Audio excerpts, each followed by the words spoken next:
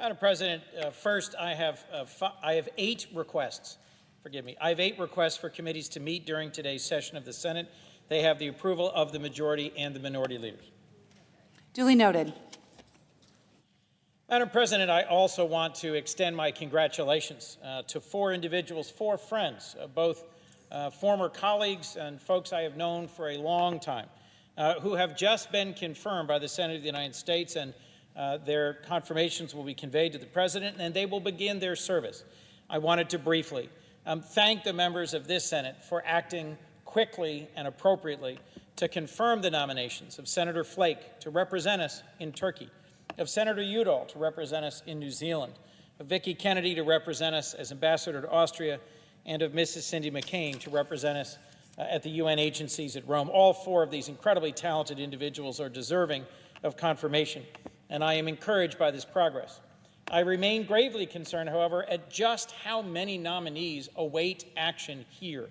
There are dozens of countries where there is no confirmed American ambassador, and I hope that this moment of progress will be a predictor of other progress to come soon in terms of other confirmations. Madam President, I come to the floor to speak to the fiscal year 2022 State Foreign Operations Appropriations Bill. Every year as December approaches, we finally roll up our sleeves and get serious about passing the critical appropriations bills that fund our government for the new fiscal year. And this year should be no different. We are, in fact, already a month into FY22. And until we complete our work on the Appropriations Committee, federal agencies are compelled to run on autopilot, something that they can manage for a few weeks, even a few months. But it creates immense problems for agencies and has grave consequences for every state and county and municipality in this country if it goes on too long. What I am talking about today, Madam President, is the grave risk that we will end up with a continuing resolution. Now, continuing resolution doesn't sound that scary, but it's appropriation speak for doing nothing, for a zombie government, for conducting business as if time has stopped and nothing has changed. And as the relatively new chairman of the Appropriations Subcommittee on State and Foreign Operations, I'm acutely aware that running our government on autopilot undermines the ability of the United States to be a global leader, to defend and advance our national security and foreign interests, to counter the influence and aggression of our competitors and adversaries. If we were to continue month after month through this entire fiscal year with no appropriation, what are the things that have happened that we would fail to respond to?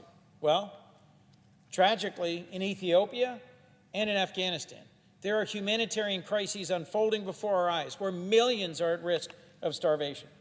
In Haiti, due to the recent earthquake and political changes, armed gangs have taken over much of the capital and tens of thousands are homeless. In Venezuela, the ongoing crisis with the Maduro regime continues to worsen, putting enormous pressure on its neighbors as millions of Venezuelans flee into the region seeking refuge. We're also continuing to work to vaccinate the world, to stop further the spread of COVID-19 and prevent the development of even more deadly variants than the Delta variant.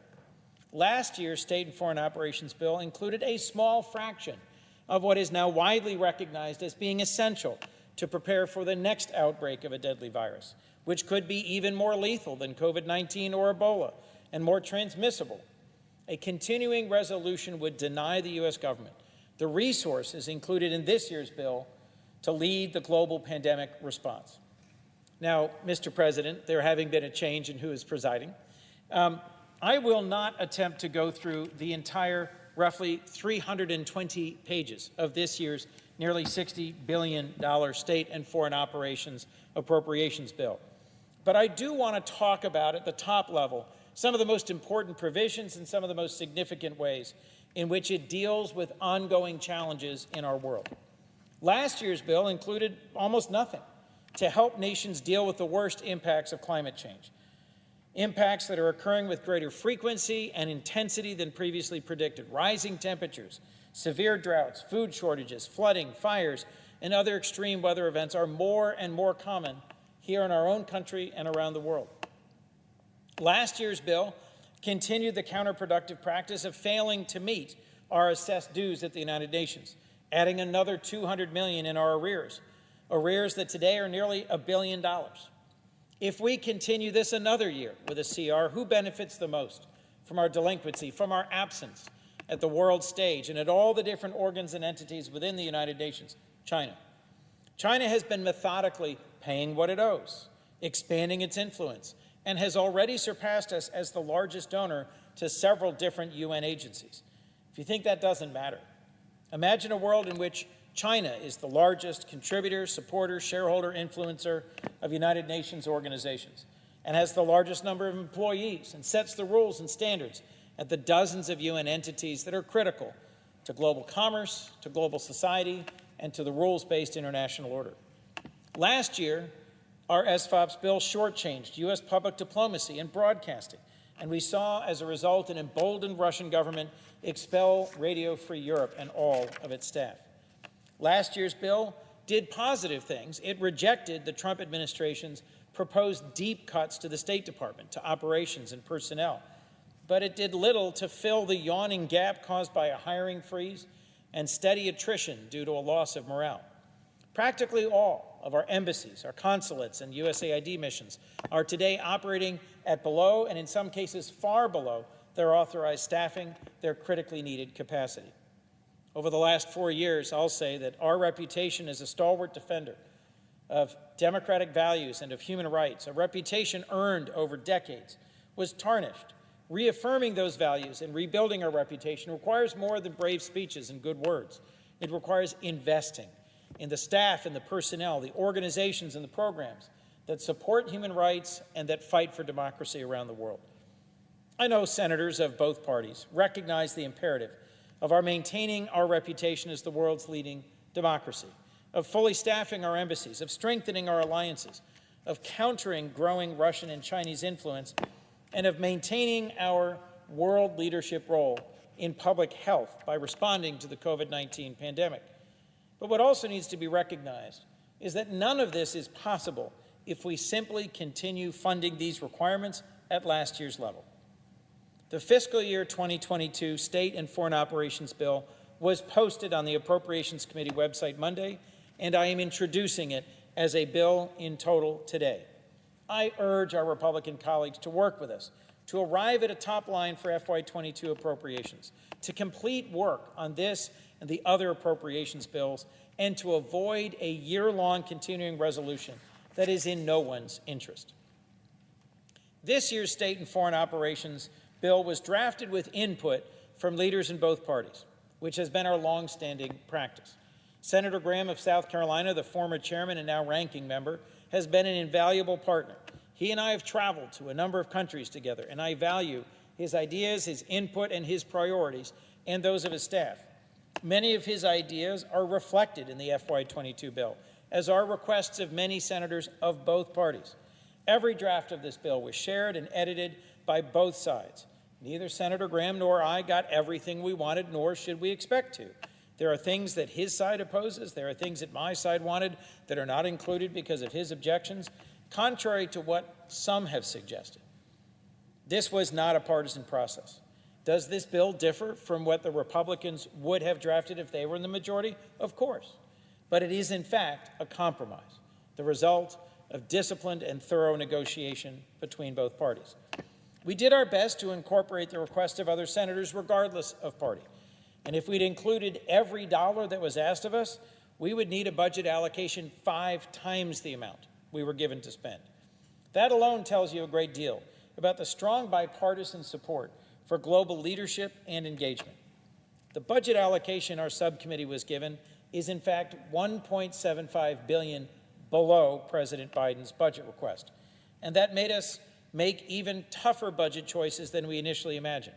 The entire SFOPS budget amounts to only 1% of the federal budget. Contrary to a mythology many of us hear out on the stump, in town halls and in campaign events, folks come to us all the time who imagine that if we just eliminated foreign aid, we'd cover the entire federal debt. 1% of the federal budget is dedicated to our State Department, our USAID professionals, our engagement in world organizations, all of the good that is done on behalf of the United States and that strengthens our role in strategic and I would say moral leadership in the world at a time when our allies are under unprecedented pressure. The fiscal year 22 State and Foreign Operations Bill provides critically needed funds to rebuild the muscles of the State Department and USAID to fill vacant personnel positions, to allow for diplomats and aid workers to serve as professional and dedicated representatives of the United States around the world. I'll remind you, many of them serve in dangerous and remote posts, from the Horn of Africa to South Asia to Central America. But unlike our men and women in uniform, they don't carry weapons to defend themselves. They instead carry the full faith and credit of the United States, our reputation and our support, and our thanks. And there are provisions we should be adding to future bills to ensure they have the full support they need and deserve to have successful careers representing us overseas. As I mentioned earlier, the clarity with which we all see the urgency of combating climate change has become sharper and sharper as natural disaster after natural disaster imposes billions of dollars of cost on the American people. This bill provides nearly $2 billion in proactive investments in key climate programs to support clean energy technologies and help other countries adapt to climate change.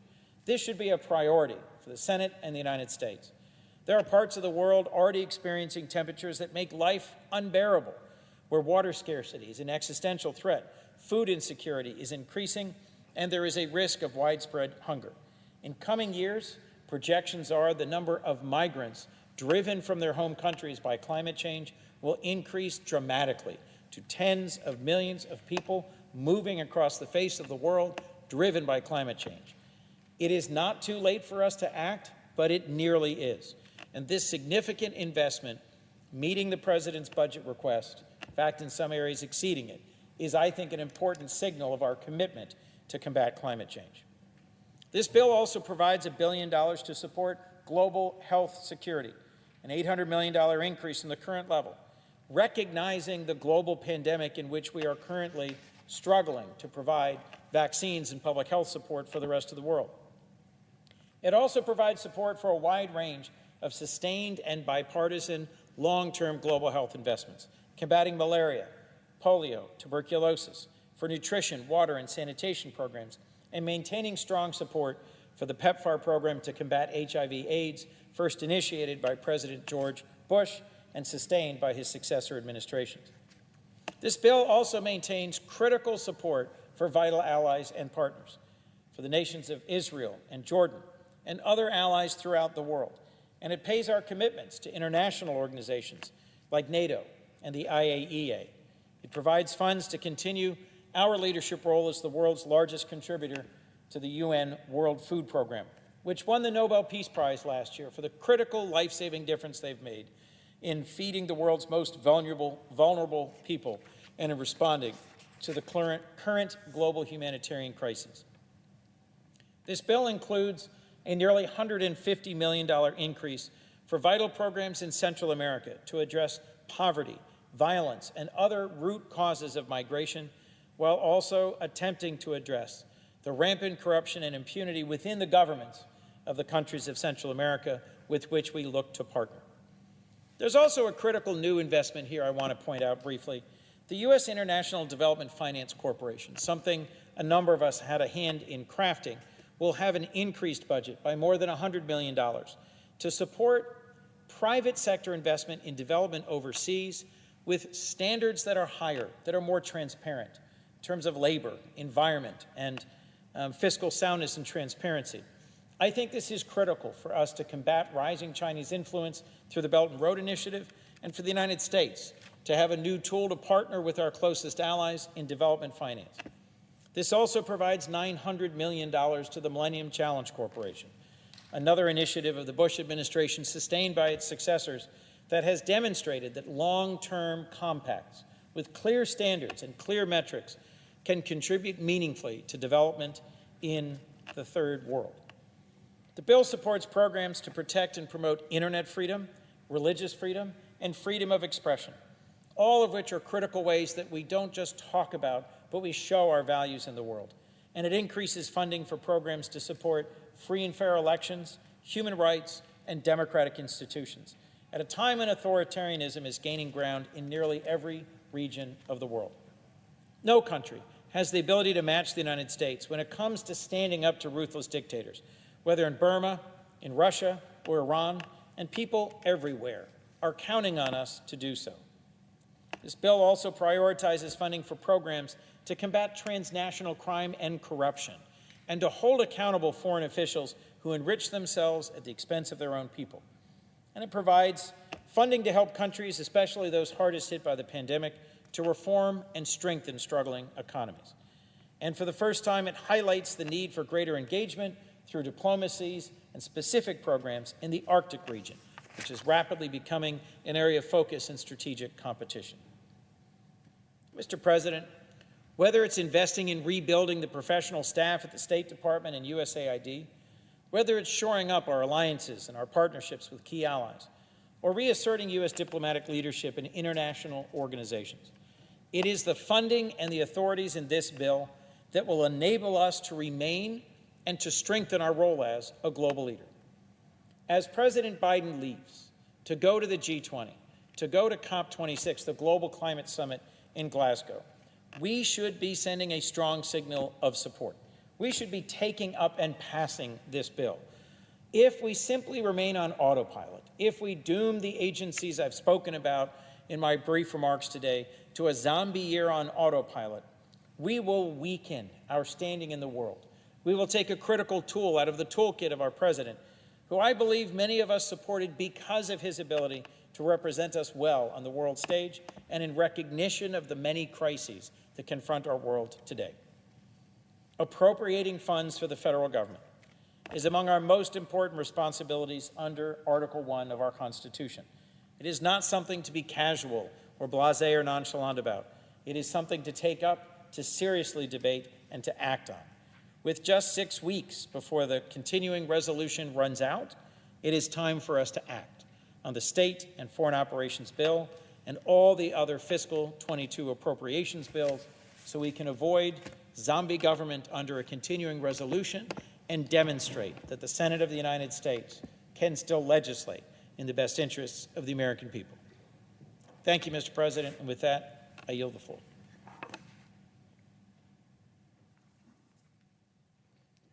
And suggest the absence of a quorum. Clerk will call the roll.